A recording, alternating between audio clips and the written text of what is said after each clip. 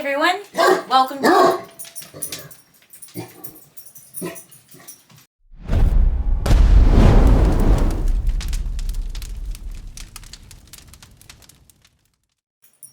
Welcome back to another edition of Weaving with Lanen. We'll see how today goes. We have a foster dog in our house and she's very excitable, so we'll try our best. Thank you for all your watches and views. If you don't mind commenting and liking and subscribing and all those things you do, that would be great. We just put up a cooking video recently about Viking porridge that I super loved doing. It was a lot of fun. So if cooking also tickles your fancy, go on and check that out. So today I'm working on a commission. It's going to be a plain Inkle weave, but I thought it'd be nice to show another video of just how my process works on doing these weaving things, right? And a little more about how your loom works. And then I also thought one of the things I got stuck on when I first started weaving was advancing your fiber once you reach the end of your working space. So I'm going to try and show that today too. So to get started, I got a commission for a plain Inkle weave to trim out one of the Viking hoods that I make. Maybe I have a picture over here of what that looks like. I think so. So we decided on a plain Inkle weave. It looks really nice, and when you jazz up the colors, it looks a lot fancier than you might expect for something that's called plain weave.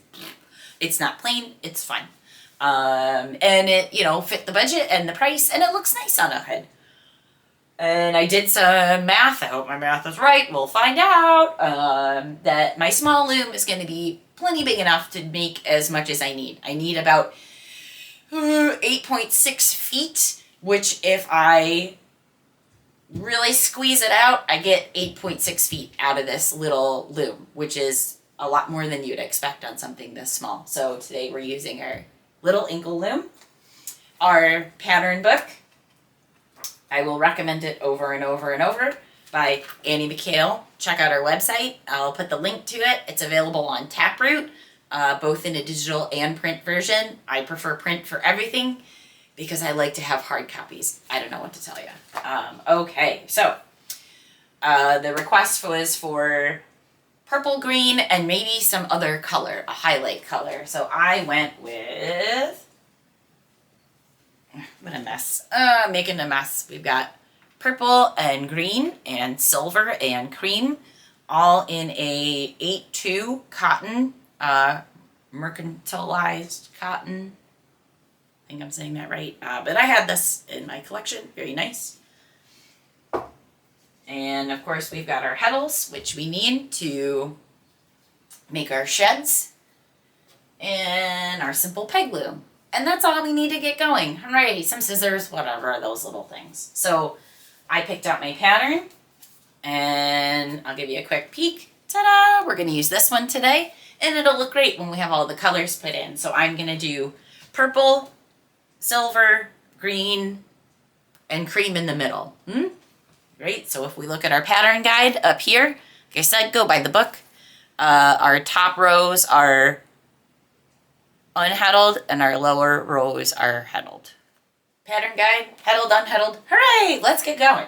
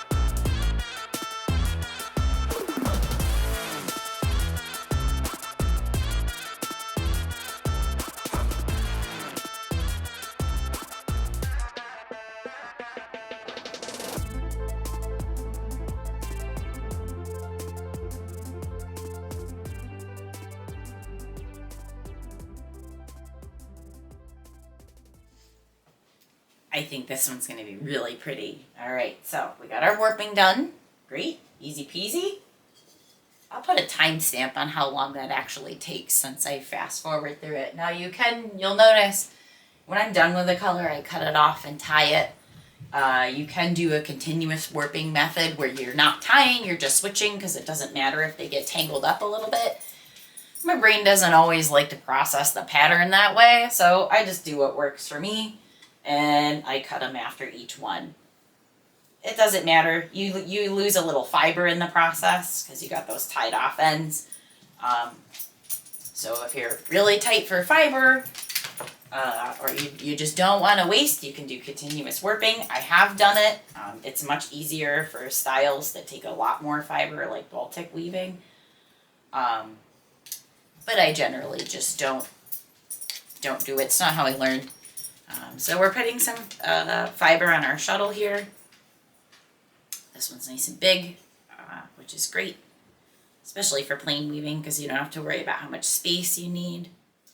I'm going to go ahead and weave this first part. I'll fast forward to it because what I really want to show you is how to move your fiber along when you're done in your working space. So let me do that and I'll be right back. Okay, let me show you what we got. Focus, come on. There we go. Isn't that nice? Ooh, I'm digging this one. Great. So you can see we've reached the end kind of what we can work with here on we filled up this whole space with our weaving. So I'm going to put this down. We'll zoom on in so I can show you what I'm doing here. First thing we're going to do is loosen our tension peg. Remember, our tension peg helps keep the fiber tight. But this is why we need to be able to make it loose sometimes. I'm going to loosen it up. So we got some floppy fiber here. And now we have to rotate our shed. So what I do, remember this is one continuous loop. So you've kind of just got to pull the fiber up and around so you have a new empty space here to work with. So I kind of... There we go. See, you can pick a spot. Remember, you always kind of got to go this direction because you're pulling back down this way. Sometimes your heddles get stuck, so you'll push them back up. Hope you can see this okay. I'll try and zoom in a little more. And then your fiber comes around down here on this peg. We do it again. You pull. So you're pulling your loop up this way. And you're pulling down over here. Now with different types of fiber, this can get harder. I know when I use the thicker fiber to make the belt type, it's just tougher to work with because it's got more bulk to it. This cotton is very smooth and soft, so it's very easy to pull around. It's very light. So we're going to leave ourselves a little more space here to work, but we've gotten our fiber pulled all the way around. So then we're going to go back and tighten our tension peg.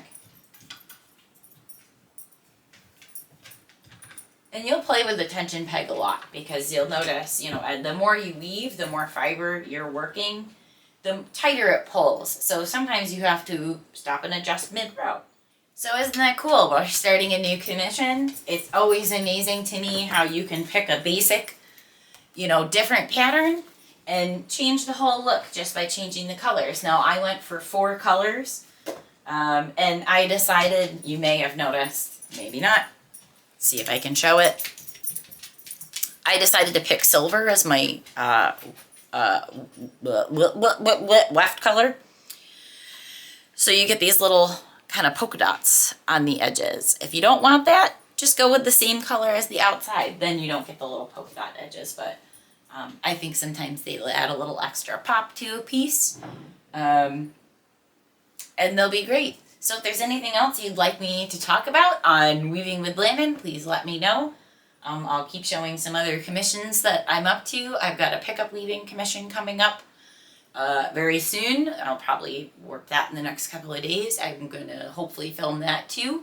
because we're going to be doing a Baltic style. Baltic is new to me, so I honestly use YouTube tutorials to figure that one out. But I'll give you a quick show up of what that looks like, especially the weaving process, because I think it's really cool. It's I don't want to say it's pretty easy, but it's pretty easy once you get the hang of it, which is great. It feels really good. It looks really complicated, but it's really not all that hard. So I encourage you to try. Practice, practice, practice. They're never going to look great on the first try. And don't forget to look for YouTube communities out in YouTube. There are some great, if you're on Facebook, there's some really nice Inkle weaving pages that I'm on. There's one called just Inkle Weaving, and there's one called Inkle Weaving for Beginners. They're very welcoming communities. There's tons of question and answer. It's really great. I got some answers from a book I just got that I didn't understand the directions, so I asked if anybody else had it. And they were actually able to reference me to directions in a different book that I have that's the same idea, but I understood those directions better. So that was great, and it's nice. I like to jump on there and help out when I can. I still consider myself a beginner after 8 years because there's so much incredible work going on out there. And I noticed Andy McHale, the author of the book that I used today, is on there too, which is super great because she's so talented. And there's really cool people on Instagram too out there. And I'll be honest, I get a ton of my inspiration from seeing what these other weavers are up to out there. And it's really great because when I see someone try something I like, I can ask and say, hey, where did you get that pattern? And they'll reference me to the book, and then I'll go buy the book because I can't help myself. And then I can ask them for help right there, and we're both working on the same pattern. Anyway, so happy weaving. I hope you enjoy yourself. Keep it fun. Spark your own joy. Happy Viking. Lanen out. You're so stinky. You're so stinky. There's my other shop helper.